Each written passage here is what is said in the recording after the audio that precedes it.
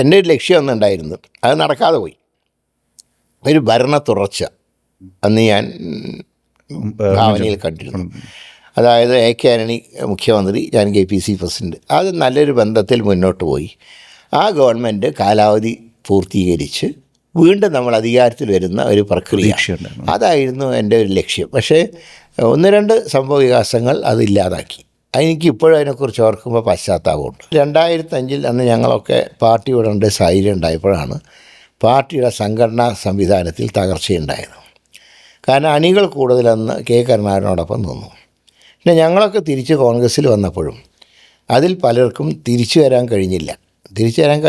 തിരിച്ചു വരാൻ ശ്രമിച്ചവരെ അതിനനുവദിച്ചില്ല.